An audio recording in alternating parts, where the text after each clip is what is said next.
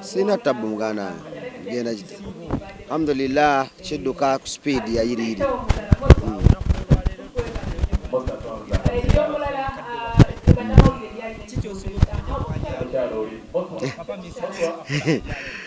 Bingi bino mumanyako kubanga Semakula oyo twakulira wamu. Semakula mbadde mu nviiri nga atandise okuyimba kitegedde musowani emunga mwetulya era nga abba n'entula zange we maama amudde ku ssomero n'azikwatamu n'azitwala ne tuyomba ne batusiba ebisanja kitegedde ne batusiba essanja eryo essanja ne bagaa tugenda booca kati baba bagenda okumwoca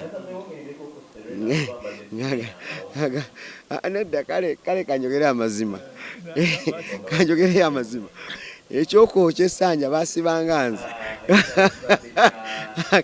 kati nga babakolera be bati nti gwazi nga ndaba genda kwakanga nga mbanze nze nazibye entula kati we banzijjako nga ngaba nange mubadde munjokera bwerere ekyamazima Semakula ye yazibbye so kakati nebikulaga nti ndudde naye ne tuva eyo n'ava ye n'agenda nze nesigala musenyi nga nsala nviiri wajjajja twava eyo ate nenjoyininga music nemwegomba nga nsala enviiri nga bwenjogera nga bwenyimba abanyamagamba ojja oyoyimanga Semakula kati nange nenkigendera mu bwenti era mpitidde mu ngatto z'okubeera nti ate we natuuka eno nenjawula naye nga mmaze okufuna erinnya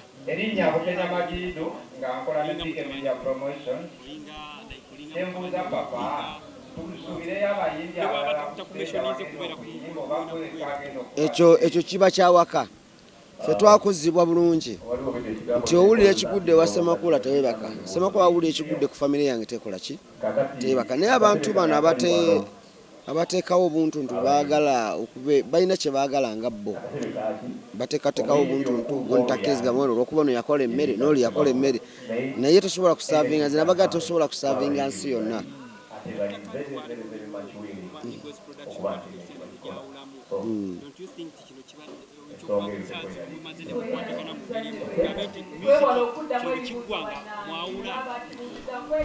Forere twakwatagana dda kubanga tewaliwo gwe batwalidde majegera jidde ku majegere nti ajje tubeere wano mu press conference ya Mesach okitegedde so agati kitegeeza nti twakwatagana dda lwakuba nti tetwabayita okitegedde era tewabaddewo kyamaanyi lwakuba nti muddewo buli kukimanya tewabaddewo kyamaanyi tewalibaddewo kusika muguwa kubanza emirundi gy'emiitinga mayinja emirundi gy'emiitinga Semakula emirundi gyenkola ntya kuba nandibadde simu sigiraba naye mbadde nkimanya era mbadde nkiwulira era ndi wamu tugenda kukolera wamu ekifa ku Semakula kyenkwatako nnyo ekifa ku mayinja twafuka ba brothers.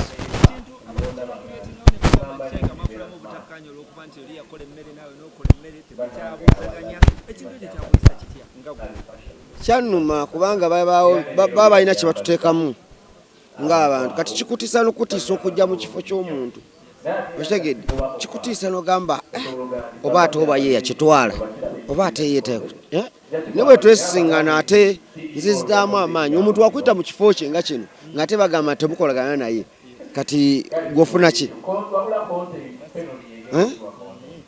ofuna ki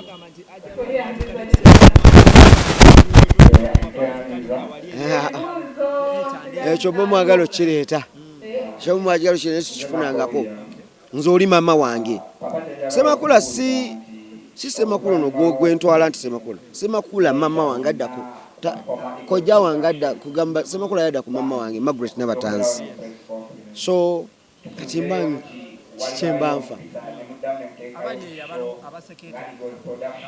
abo tebabulamu naye omukolo oguliwo ku ssaawa eno okumanya nti saagana na balowoozaako abo ndowooza ku lunaku lulwo olwa Serena bajje ku Serena mu bungi essanyu lyange nga Serena ekubyeko kubanga nange kyenja okuddako we nalaba nga kijirangenya kitegeeza abantu bakyatwagala nga nange nziramu nga nyimba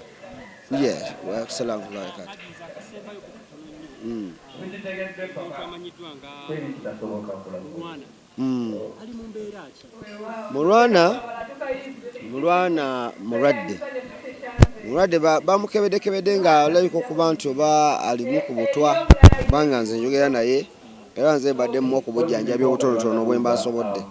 So kati buli gwe yayambako sisobola kwemalirira, buli gwe yayambako alumirwa music wa wano kuba mulwana mulungi nnyo mu music ate mulwana mulungi nnyo mu politics okitegedde ate alina n'emikwano.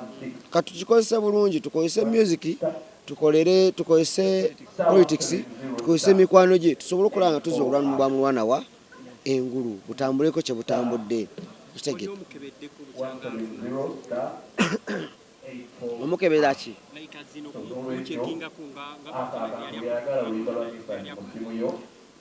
Ate nze mulwana nze mujjanjaba ne ssente akimanyiye kati obuuza ki kati nze ntegeera nti omuntu buli omu yamanyi gy'atambulira okitegeera. Saagala kumwogerera, saagala kwenyingiza mu bintu bye sitegeera newala nnyo okukola ki kwogera bye simanyi okitegeedde. N'ekyo nze kye mmanyi nti mulwana azaalwala nga mutwala mu ddwaliro mugamba genda okole bwe tutikwata ssente gira buuti ne twagalako okwogerako ku by'obufuzi bekikwatako naye nabo nga bamwesambasamba naye nze tubaddewo naye kubanza oyo mwana mulungi nnyo alina omutima omulungi. Mbadde nsaba mugumulage nammwe be yali akoze.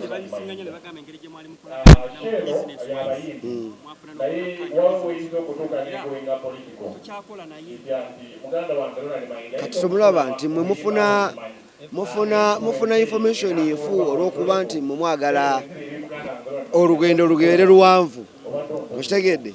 Naye kakati omukiteekawo golowooza oli aba akiwulidde atya atajja kutwala kakadde kukitegeera ayinza kimalirawa.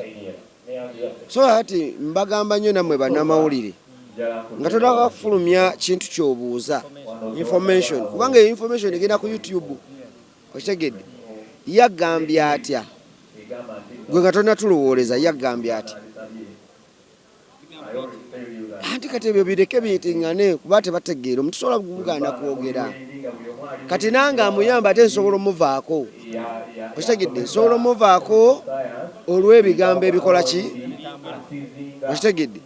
Nze mulwana nkoleganye naye okuva mu Eagles nga yantimbira ennaku zange nenkolagana naye mu business nemugamba nti genda osasulaawo njagala kukolerawo kwegamba nnyo nnyo nnyo yafuuka mugana ye ate nawamamba nasiramuka n'okusiramuka ku lwange musajja musiramu Adamu Mulwana okitegedde.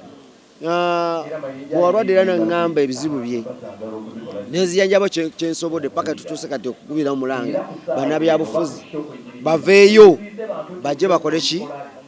Ate saagala mu kifuula ekizibu kubanga ebintu ebyo muteekawo biremesa abantu abaliyambye okuyamba abantu okitegedde. Kati nze oŋŋambye ekyo mbadde sikirina ku mutima kati wenakiyingiza nga mugamba nviire wange kyekijja okusanyusa kati so mukyuse mu bintu byeboogera yogera.